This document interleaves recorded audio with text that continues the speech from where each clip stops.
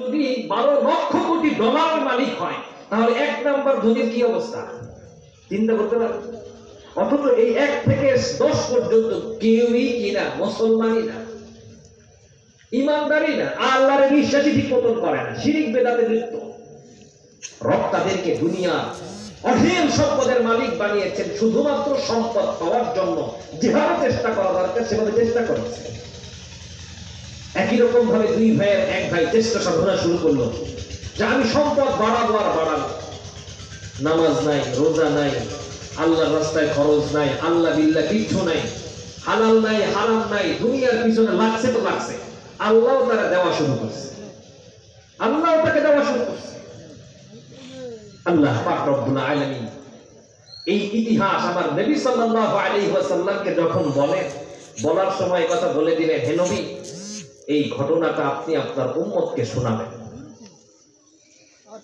আল্লাহর নবীকে আল্লাহ বলেন, হে নবী এই ঘটনাটা আপনার উম্মতকে শোনাবেন, যাতে করে দুনিয়া পাওয়ার পর কেউ যখন আখিরাত ভুলে দুনিয়ার মোহে, দুনিয়ার ক্ষমতায়, দুনিয়ার সম্পদের ভেতরে ডুবে যায়, তার চূড়ান্ত পরিণতি কেমন হয়। পৃথিবীর সমস্ত আখিরাত দিব আখিরাত থেকে বিচ্ছিন্ন দুনিয়ার ক্ষমতা এবং সম্পদের মোহে মোহগ্রস্ত মানুষগুলো যেন শিক্ষা গ্রহণ করতে পারে।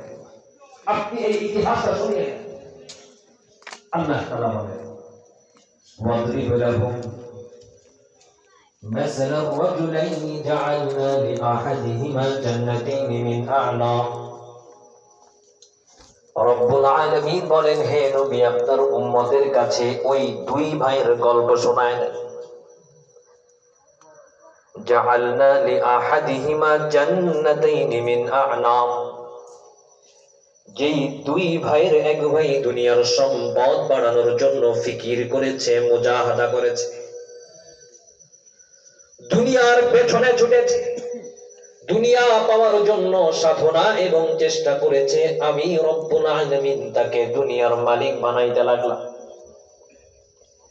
রব্বুল আলামিন বলেন, 2 ভাইয়ের 1 ভাইকে আমি রব্বুল আলামিন বড় বড় 2টা আঙ্গুর বাগানের মালিক বানাইলাম।